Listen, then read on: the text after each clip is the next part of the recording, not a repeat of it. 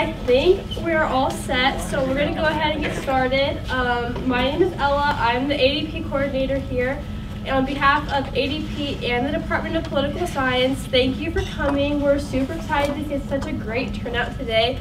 Thank you to Dr. Nickell for presenting today. If you haven't yet, there's pizza in the back, and we do have a sign-in sheet right behind Dr. Hamlin right there. Our next Times Talk is on March 1st at 7 p.m. Noah Erickson is doing that on the importance of bipartisanship. So we'd love to see you there. Be sure to follow us on social media. It's all over there. And if you have any other questions, please let me know. So without further ado, I'll turn it over to Dr. Nickell.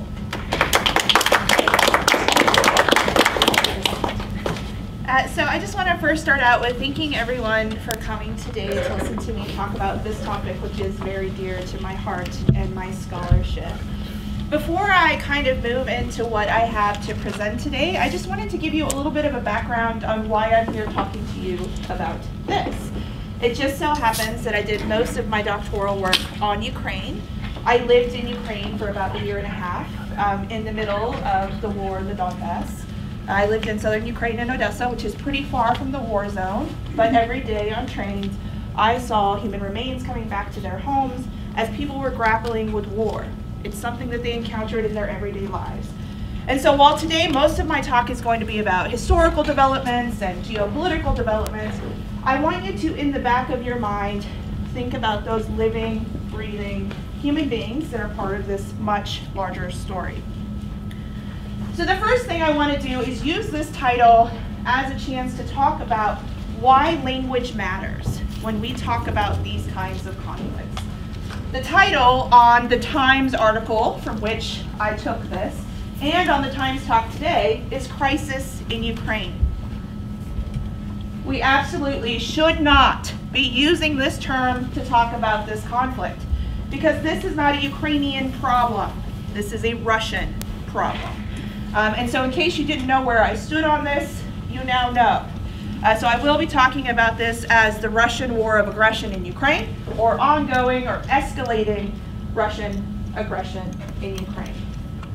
We'll get to it at the end, or towards the end of the presentation. I will talk a little bit about why this is an escalation and not a start. But I do also want to remind you, they have been in a war zone since 2014. So longer than we've been in the pandemic. They have been living in a war zone. The other thing I want to kind of make clear from the beginning, I know that when I was growing up in high school, we said like the Ukraine. This is what everyone said. This is actually not accurate language to talk about an independent and sovereign country. So Ukraine is a sovereign country named Ukraine. It actually comes from Russian linguistic usage. They don't have these or a's in their language whatsoever. However, they have two different versions of being in a place. The first one indicates that you're in an independent country, it's the. The other one indicates that you're in a region or an outdoor space, it's or not. And so in doing this, using the Ukraine, we're indicating that we are somehow in the borderland of the Russian Empire, in a region. Ukraine is a country. So that is why I'll say just Ukraine going forward. The other thing that's going to be a little different about this presentation is the way that I talk about some of these place names. Many of the linguistic usages of place names in normal English language are derived from Russian pronunciation. It's inherently imperialistic language to call it Kiev. It's actually Kyiv. And I'll just say Kyiv because it's easier for us to hear here. But other places like Odessa, Mykolaiv, Kherson, Kharkiv, all of these are different than the pronunciation that you would get from a Russian-speaking audience. And part of what we're doing by using this language is indicating that we support Ukrainian sovereignty in the wake of Russian imperial aggression. So today, I don't really have a very clear organization. I sat down to try to come up with one, and every time I tried to cook up one, something would change. The policies are constantly changing. But I do know of all of these different arguments that are kind of wandering in the ether. They're trying to validate Russian aggression. And I thought I would take this time to systematically dismantle them, to show you why they are historically inaccurate. So the first one I want to start with is language. How many people have heard that Ukrainian and Russian are the same language? It's okay, lots of people have heard this. No? All right. All the time when I applied even for jobs and they saw Ukrainian and Russian, they're like, isn't it just the same language? And these are scholars that ask me these questions, not here because they're smart here. But in many places I get this same question. And the answer is yes, they are different languages. Are there similarities? Yeah. Just like there are between Spanish and Portuguese. However, they have different trajectories. They developed in different geopolitical contexts. And, well, Ukrainian's prettier. That's because it has vowel harmony, so it sounds like a song. Russians are a little bit harder. But I love both languages. This is my preference. However, this is what the linguistic map of Ukraine looked like. I'm going to move this in case you can't see. Can you see okay? All right.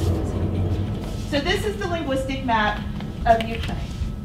And you can see that there are several different languages that are spoken in this area, in this country. They are, of course, dominated by Ukrainian and Russian. Ukrainian is very, very prevalent in the West, particularly in the areas that once belonged to Poland, if we go way, way, way back in time. And Russian's much more prevalent in the East. However, this is not what this map looked like 10 years before this.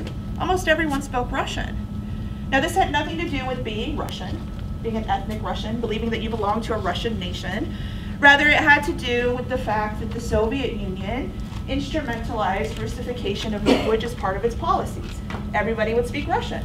This was the language of the realm, much like lingua franca was, hundreds of years ago in other places. So Russian is a legacy of that imperialism. It's also, though, important to understand that just because someone is ethnically Russian, it doesn't mean that they cannot be Ukrainian. Ukraine is a civic nation in its current construction. This means that the national identity is not solely based on ethno-national affiliation. So you can be Georgian and be Ukrainian. You can be Turkish and be Ukrainian. You can be Armenian and be Ukrainian. And I have encountered all of these different groups in my time in Ukraine. And that is exactly why in several of these places you see these little dots that indicate that something other than Russian or language is spoken by more than 10% of the population. In this area, Crimea, which is part of Ukraine, it has not been recognized by the United States as part of Russia. In Crimea, most of these other languages are Tatar or Turkish-based because of the historic population there. It didn't start off as Russian. It didn't even start off as Ukrainian. Rather, there were other people there first, much like there were other people here first, right?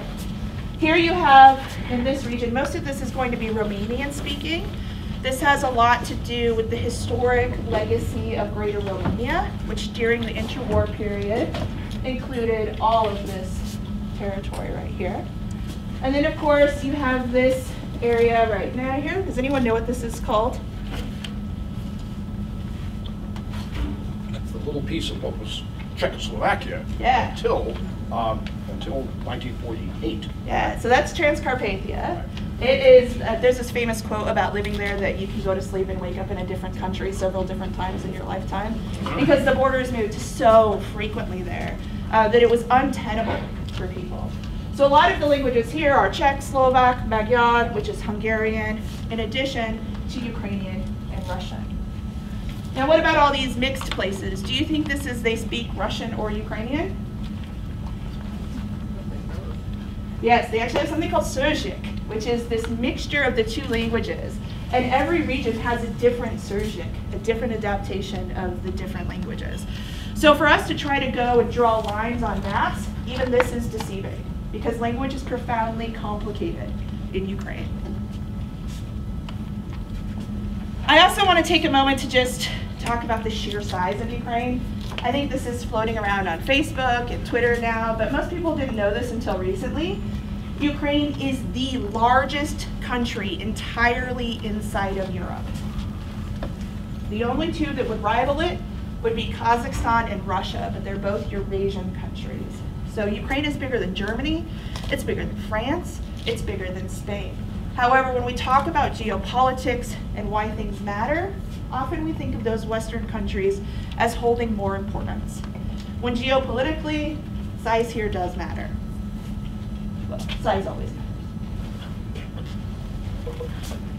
The other things that are kind of important about Ukraine and its geopolitical situation are its location at what one famous scholar, Serhiy Plokhy, has called the gates of Europe.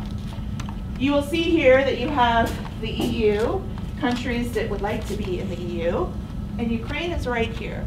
It is geopolitically linking Russia and the EU. It is the gate to opening all of Europe to the EU. And so for this reason, Putin does have a great deal of strategic interest in Ukraine. But this is not all of it. This is only a very small part of the story. There's, of course, also the rhetoric surrounding Ukraine as the breadbasket of Europe. This is something I think many people have heard, definitely for those of us who lived during the Cold War. This is a conversation that we heard about. They have something called black earth soil. The soil is so rich that they can grow not one, but 2 crops per season. So they produce a fair majority of the agricultural production in the region. They have also made state laws to make it so that outsiders can't come in and purchase large swaths of black earth territory. So majority of agricultural production is controlled by Ukrainians. This is also something that Putin is interested in.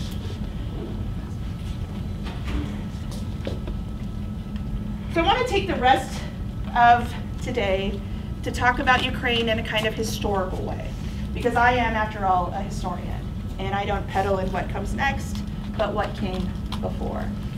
I was going to start today's talk with an article that came out in, I think, January, authored by Mr. Putin, in which he said, on the historical unity of Russians and Ukrainians. Note the use of on. We just have to assume it's there if it's on it, right? But now, last night changed everything, because Mr. Putin got on national television and said to audiences of millions, the Ukraine doesn't have a history as a nation.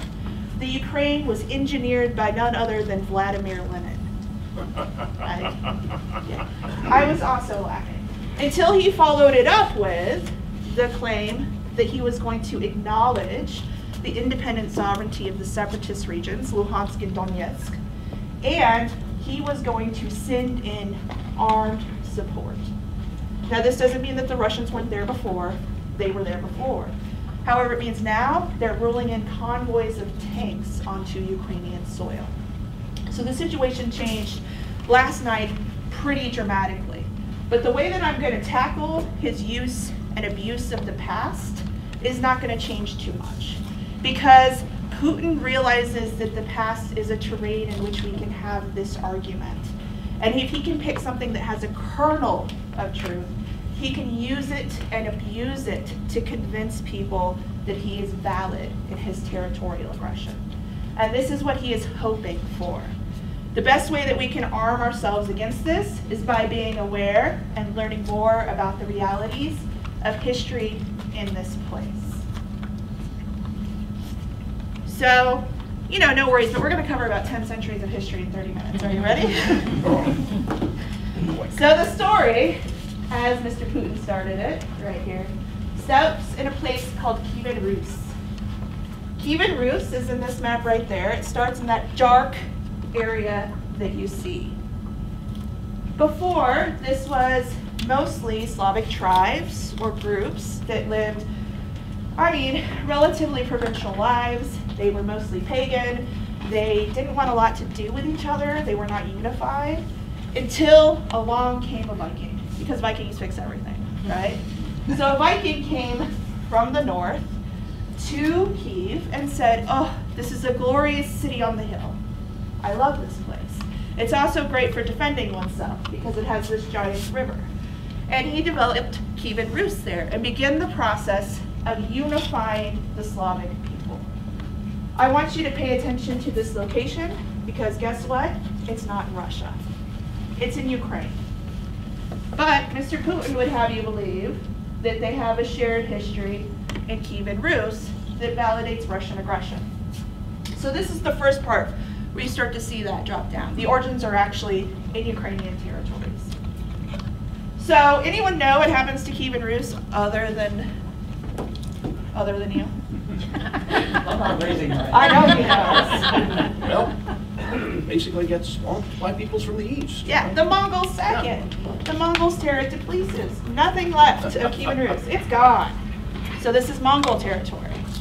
Until you have the re-emergence of one group of people who say that they have links to Kievan Rus. This is Muscovy. It's in a completely different place. Look, just in case. So this is Muscovy. Muscovy gets clever, and they say, you know what, we should change our name. Guess what we're going to change it to? The Tsardom of Russia, after Kievan Rus, even though we're in a different place. So you see here that this is his attempt to claim that they have the shared mythical historical past in Kievan Rus that belongs to Russia. When in reality, this past belongs to all of them. It belongs to Russians, it belongs to Belarusians, it belongs to Ukrainians. They all have this shared origin. They also have the shared origin of being sacked by the Mongols.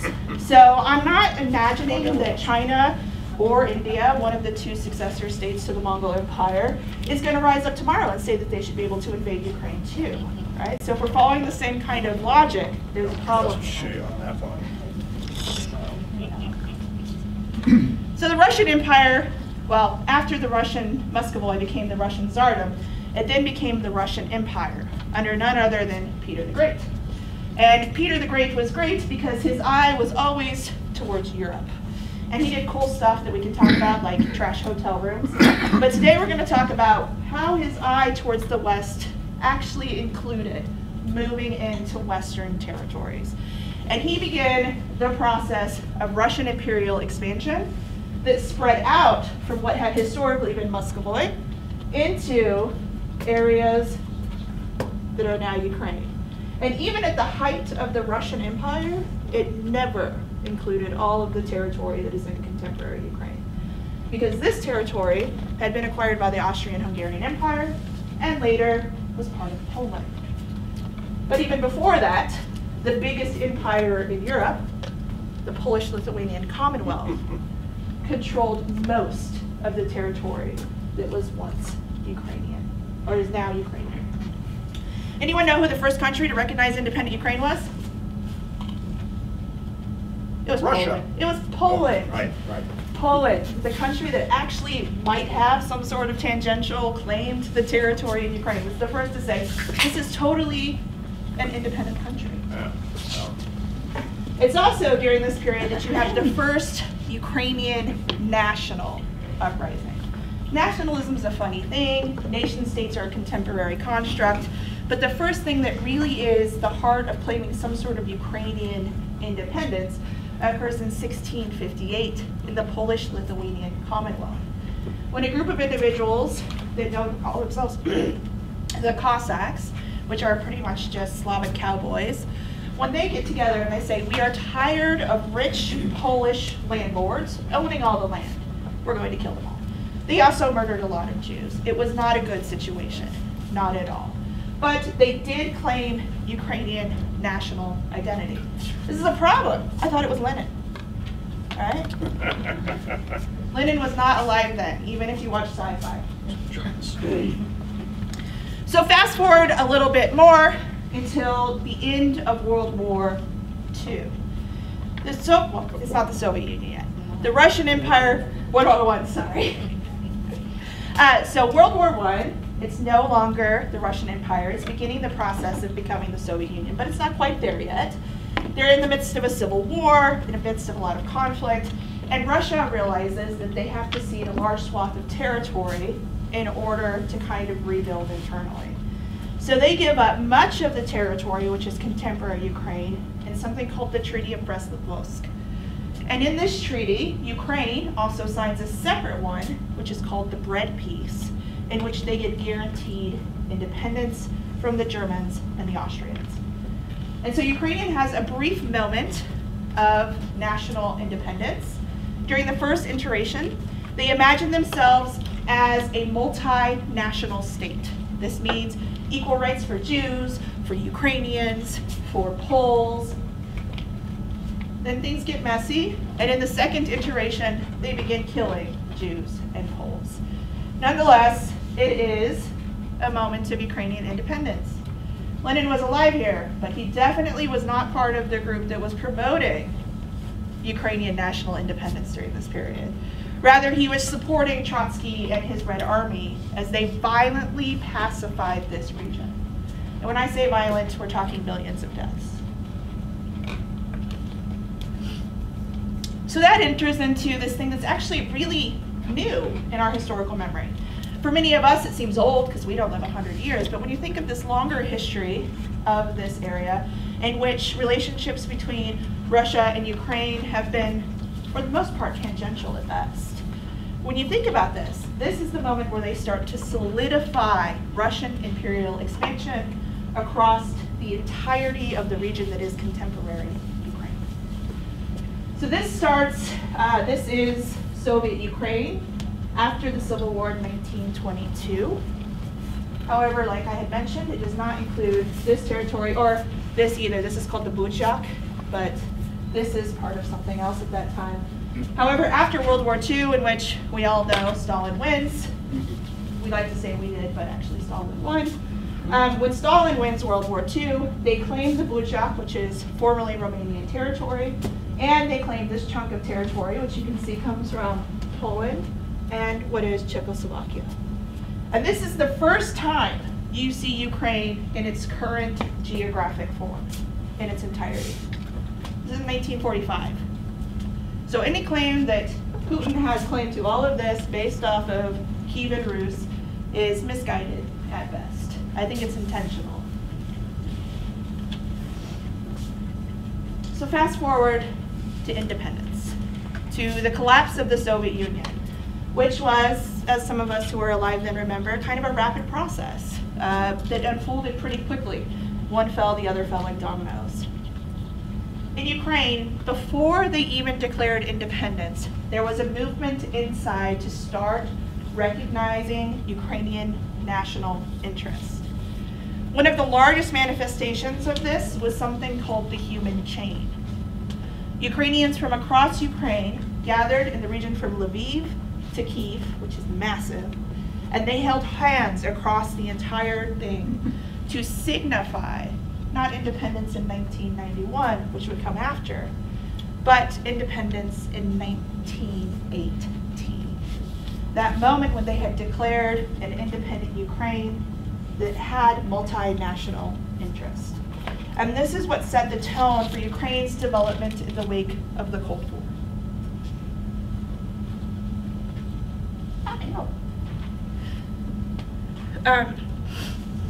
So this kind of shifts to another part of Putin's conversation about why he should have geopolitical influence. After Ukraine gains independence, they are left with all of the issues that come with being a post-Soviet state. You have to rebuild an economy. You have to figure out how to defend your borders. You also have to deal with the third largest nuclear arsenal in the world, because Ukraine had it. And instead of holding on to that nuclear arsenal, which they could have used in a moment like this to keep Putin under control, they gave it up in something called the Budapest Memorandum, in which the United States, Ukraine, Russia, and the UK all sat down and agreed to respect Ukrainian territorial sovereignty in exchange for Ukrainian denuclearization. Ukraine sent all their nukes back to Russia. So they followed through on their end of the deal. We're still waiting to see if we follow it on ours. Ukraine also had all these problems with democracy. Being a democracy is not an easy thing to do if you haven't been one for a very long time. It takes time, it takes practice. And so they faced a series of political hiccups along the way, particularly in the realm of dealing with oligarchs and people in power who wanted to keep power. This was the case that sparked the Orange Revolution. In November of 2004, some election results came back, in which the individual that most Ukrainians thought that they had voted for was not announced as the winner. Rather, a pro-Russian was announced as the winner. And Ukrainians decided to go out into the streets and march against this. And they marched wearing the color of the pro-democratic leader, or the person who they thought was pro-democratic. That gets messy later. And this color is orange, which is why it's called the Orange Revolution. Ukrainians marched through the streets, they made a noise, and eventually the Ukrainian Supreme Court overturned the election results. And they were able to get the person that they wanted voted in. Unfortunately, the bad guy managed to get power again. And it was under him that you saw first discussions of really making a move towards Ukraine joining the EU. However, under pressure from Putin, he crumbled. And he decided that he would back out of all EU deals. The Ukrainians were outraged. They were moving towards the West. They were moving towards the EU. They were moving towards NATO. And then all of a sudden, Putin's secret conversation with their president ended it all. And they couldn't figure it out. So they began to protest. First it started out as small protest, then it turned into big protest. And it was in the middle of a place called Independence Square. The word for square in Ukrainian is Maidan, which is why you hear this Euro Maidan, even though it looks like Maiden. And they called this the Revolution of Dignity. This was the moment in which Ukrainians would reclaim their right to democracy. It was extremely violent. It lasted for several months. If you're interested, you should watch the documentary called Winter on Fire on Netflix, because I think it gets it pretty well. And ultimately, they were able to push the president out of power, to force democratic elections, and to really start the process towards making even greater democratic change in Ukraine. Unfortunately, while they marched, Putin marched his troops into the Crimea. He illegally occupied the Crimea. They surrounded the House of Legislation. You can see here we have photographic proof of this. They installed a pro-Russian government. They had a referendum in which the outcome is still debated today. In Ukraine, or Crimea, that was not a Freudian slip, was annexed into Russia. Shortly thereafter, the same time that Maidan is kind of coming to an end, you see the war in the Donbass break out. The Donbass is very important strategically. It was the industrial heartland of the Soviet Union, which is part of the reason why it's so important to Putin's Russian imagination about what the empire should be and where it should be. And the two regions that are most impacted by this are Donetsk and Luhansk. And those are the two regions that Putin announced yesterday he acknowledges as independent and sovereign states. Now everybody wants to know why Putin's doing this. I don't have an answer, because he's very unpredictable sometimes. But I can say that what is happening in Ukraine, or has been happening in Ukraine for the past 25 years, is terrifying for Russian Empire, because they're having democratic elections, peaceful transitions of power, economic recovery without Russian help, anti-corruption campaigns of their own making. And the list really goes on. They are democratizing. Nothing terrifies Putin more than democracy next door, because that means that democracy might make its way inside. And if any of you have been following the news for the past 15 years, it has begun making its way inside. Russian students regularly protest. Pussy Riot on my top 10 playlist, right? And lots of others too, because they're fighting Russian imperial aggression. I've seen them. So this is where we were before yesterday. I haven't updated my slides since yesterday. So Russia has troops here in the breakaway state of Transnistria, which is technically part of Moldova, but considers itself an independent state. You have troops all in this area, all along the top, and now troops permanently stationed in Belarus, which, by the way, in 2020 had its own very democratic protest in which people were disappeared, murdered, arrested. Now we have permanent Russian troops on the ground in Belarus. Oh, this came from yesterday. So yesterday, this is the ukaz that he just released for one of the independent, declaring it a sovereign state. And he told Western press, I'm there as a peacekeeper, right? And if you dare come in and stop me from peacekeeping, then you are the instigator of violence. It's very clever. I think one of the Mongol leaders did this. So I want to leave enough time for questions or comments. So I'm just going to leave this here, and it might look like a joke, but it's not a joke, and I'll tell you why. Has anybody familiar with these little country heads? All of the youth these days love these to talk about foreign policy. They have these little cartoons. This is one of the cartoons that was made in which they're critiquing Russian imperial expansion. And country head of Russia chasing sad runaway country head of Ukraine. And he says, Ukraine, stop right there. We're brothers after all. And Ukraine's like, no, we're not, no, we're not. He grabs him by the tail. Of course, he has a gun in hand now, because this is no longer a playground chase. This is violence.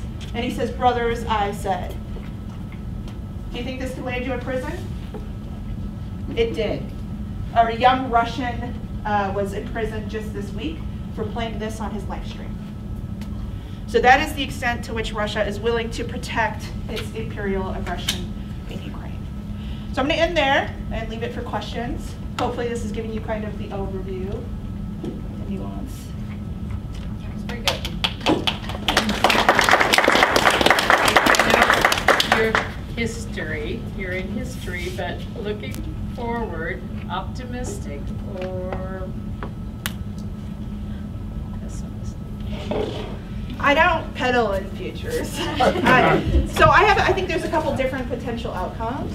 This is just my educated opinion, though. We don't know what's going to happen.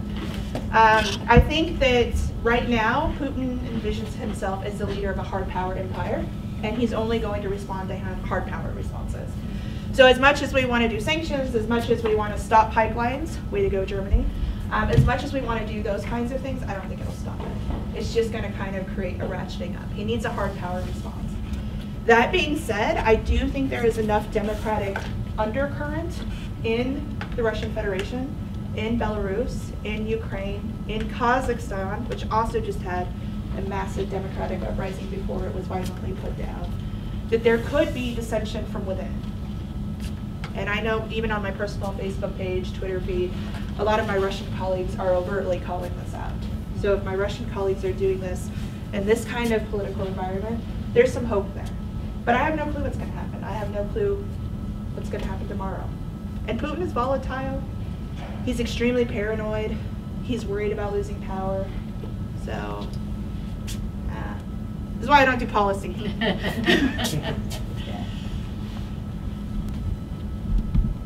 Any other questions? Would you consider this the 5th time then he's kind of waged a war? I mean, he's been waging nonstop wars since the collapse, well, since he came to power. I mean, there's aggression in Russia, there's aggression, well, inside of areas of Russia that are disputed. There's aggression in Ukraine, there's aggression in Georgia, there is kind of... Kazakhstan, but there's about a few weeks Kazakhstan. ago. There's tinkering in the Azerbaijani, Armenian conflict. There's all kinds, so he's been playing games for a while. Now I think with Ukraine, this has been an ongoing war since 2014. This is just an escalation of a war that's already going on.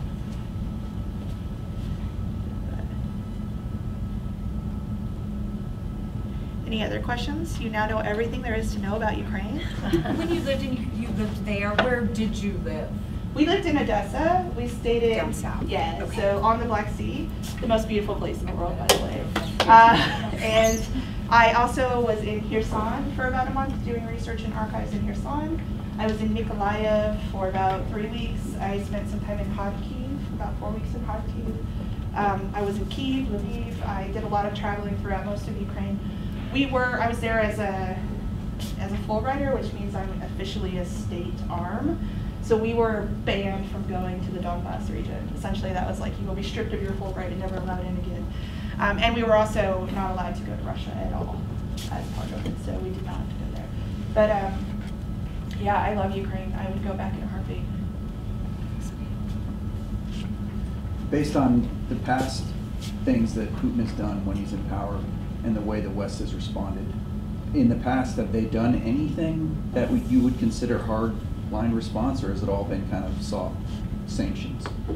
Most of it's sanctions. We have sent weapons to Ukraine to assist in the war in the East. We have a lot of kind of diplomatic negotiations that are constantly going on, but for the most part, that is how the West has responded. There are some members of the diaspora that are American citizens, but of Ukrainian origin, that have returned to Ukraine to fight in the war. So this is part of a non-state official response, but is one of many American responses to this. We also have several NGOs on the ground that are operating, particularly to deal with human rights abuses, which are rampant in Luhansk and Donetsk. Rape is at an all-time high there, particularly with the rationing up of soldiers. We have children that are disappearing, all of these kinds of things. So this is something that we're doing in response. But in terms of like showing up with a tank at the border or saying if you invade this country, we are going to respond with the military, no. Sorry, just another question that made me think. Is that because of the states that he has gone into aren't NATO? Is that the main reason? Like, do you think that would change if it was a NATO country? I mean, I think Putin would have you believe this. I think that probably we would step in for NATO, but maybe not. I'm not sure what's going to happen if that happens. I will say that we promised NATO membership to Ukraine. This was a promise we made that we never followed through on. And we didn't follow through on it because we don't want to irritate their neighbor to the east. And this all goes back to the fact that we're still sitting on two of the largest nuclear arsenals in the world. We don't want a nuclear war. He does have us in a little, he's kind of got us by the balls. And so we have to figure out how we're going to respond as a state to that.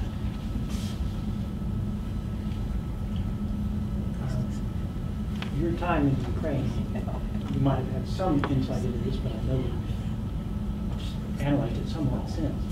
But one of the wild cards in trying to figure out what's going to happen, we don't know for sure whether Putin in any near frame is going to go into the rest of Ukraine, go after Kiev or whatever.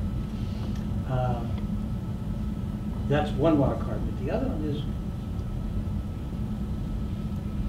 how much military resistance will they find from the Ukrainians? And that is a wild card. I think it's possible that's a stronger force than a lot of people are imagining. And they've been practicing for the last 12 years too. I don't know how much weaponry has been gotten from the United States and other countries, especially the United States. But I get the feeling that I wouldn't want to try to pacify Ukraine. Because a lot of people there will be very angry. Oh yeah. And are. This is very true. National sentiment in Ukraine is very passionate. You can feel it like in the air. So I would not be surprised if it got to a physical altercation that went into Kyiv or even farther, where every last man, woman, and child is fighting. This would not surprise me. And they do have a relatively sophisticated army, especially after aggression in 2014. Before, they were not quite prepared. But they have been constantly training. We've had actually U.S. soldiers on the ground that were training the military in Ukraine. I didn't even think of this in your response, but this is one of them. And so, yeah, they are pretty terrifying.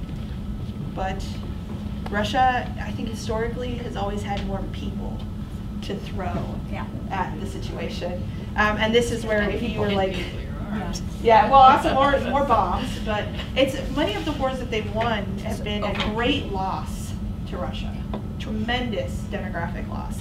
And so this would be one of those circumstances again. Do they have the staying power? Do they want to fight until this? I'm not sure that Russians do anymore. I don't know enough to answer that question. But yeah, I'd be afraid of Ukraine, certainly. I'd be afraid of the other places that this threatens. If he is allowed to have territorial aggression into Ukraine, into Georgia, into Kazakhstan, what about the Baltics? This is another place he wants to claim as his own or part of his historic Russian empire. You're going to run into the EU then. And the Baltics are going to be very passionate about defending Ukrainian independence. So I have no doubt that if there is a full invasion of Ukraine, the Baltics will get involved. Maybe Poland. Oh, there. Maybe Poland. Well, the Baltics are already in real trouble, right? Lithuania is under a 100% primary and secondary economic embargo from the People's Republic of China. China has threatened not to import a German car if it contains a Lithuanian part. It's a big geopolitical problem. Yeah. But we'll see. I mean, it's all, no, none of these answers are certain. Putin could change his mind and decide to go home tomorrow. Just kidding. Well, I'm just, we don't know. Yeah. It's not characteristic of his very bad behavior, but we can hope. Escalated peacekeeping. Besides the soil being rich, as you spoke of, is there the other natural things that occur there a reason why he might be going in there? I heard there is materials that can be used for more fabrication of nuclear weapons. Yeah. Is that something that, do you think that would be in a reason also, besides the soil, or do they have enough nuclear weapons where they don't care about that? I think that everything there is valuable to Putin. I mean, it's got a lot of resources yeah, there. they have tons of resources. They have some of the largest salt mines in Eastern Europe. They, most of the amber mines are towards Poland, but there are a few in Ukraine. So there are resources everywhere that are that he wants to use. But I really do think above all this is about an idea. This is about an idea of Russian empire. This is about a man who is afraid of losing Russian empire and is struggling to do whatever it takes to kind of hold on to that. This is actually a response to him being afraid. He's afraid of watching this empire crumble. So I think that that's ultimately, it's about ideas. And all of these other things are kind of secondary to that. You talked about nationalism in Ukraine. Does the common person in Russia have a nationalistic response to this? Do they want to keep furthering their empire? Or is it more of a governmental thing, just wanting to do it themselves? Russians and Ukrainians are just like Americans.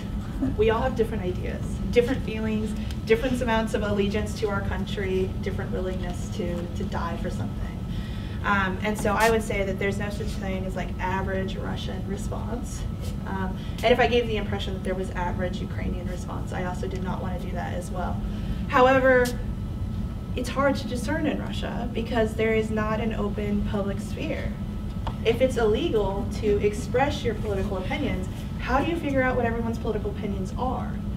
And so I have no clue the extent to which people are pro or anti, because they're in a power system where it's only beneficial for them in terms of survival to declare allegiance. Because if they don't, you're going to be in prison, like this poor kid, right, that just played a cartoon. Can I add something? Sure, go ahead. Also, Dr. Goodlett is also very well established in this, more than me. But it's just to reinforce what you're saying. Two things. One, Putin is afraid. It's very important to him publicly and within Russia, especially within Russia, to be perceived as strong. And therefore, Russians are strong because he is strong.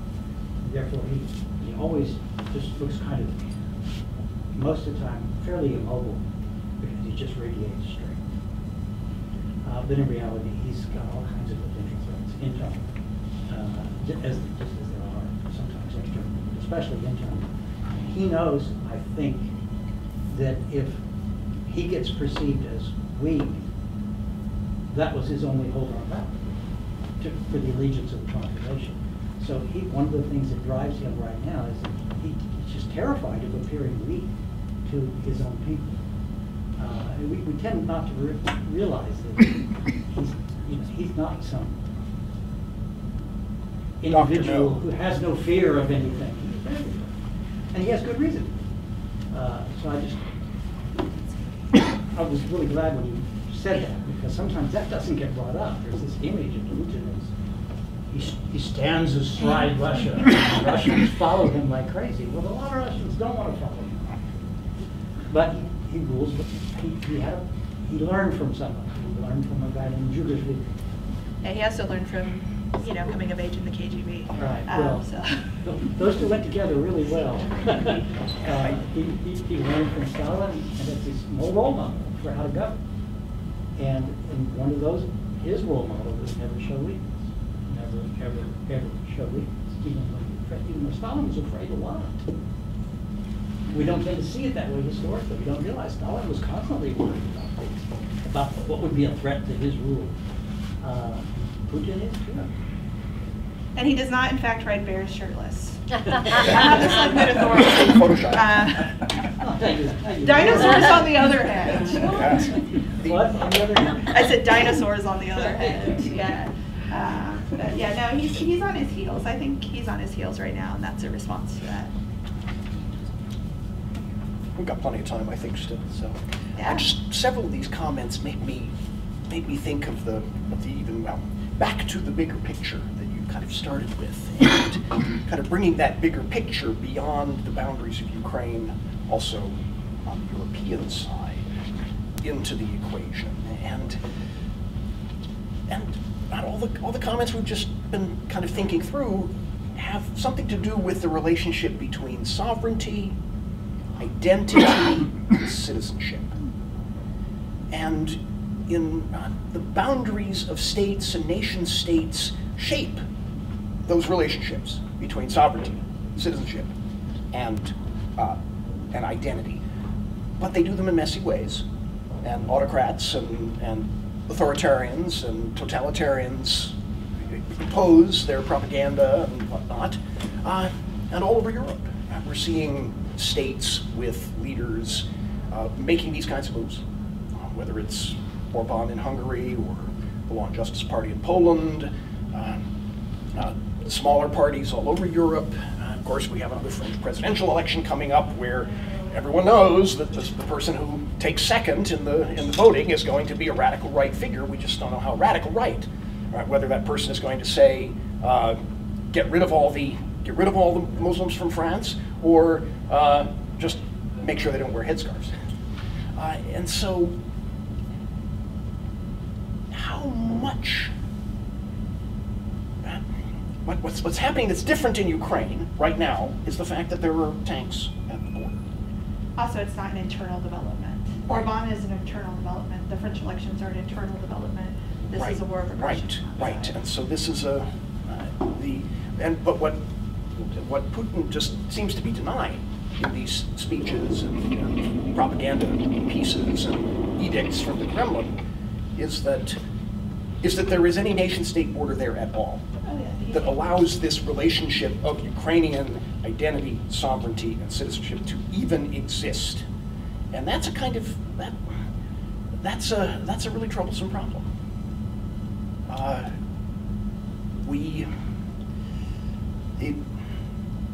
We don't have any good answer when people say self-determination.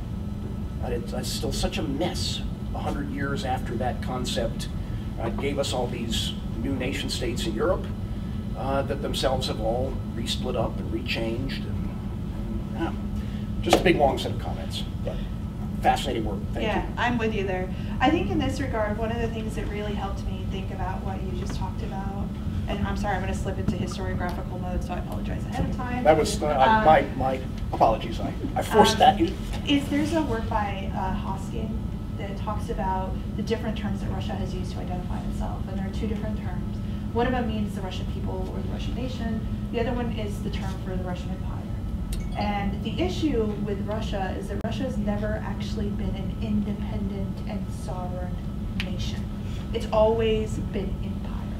It's never had a moment to go through national state development in the way that Ukraine has, or Poland has, or any of these other places, because it's always been holding on to this idea of their identity being an imperial one. So this is a Russian problem. Russia needs to come to terms with the fact that we are now exiting the age of empire, or they are going to violently reassert the age of empire, and historians are going to have some interesting stuff to say about the transition from empires to nations.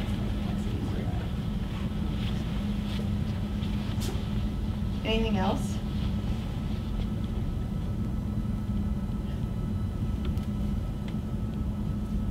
Are you sure?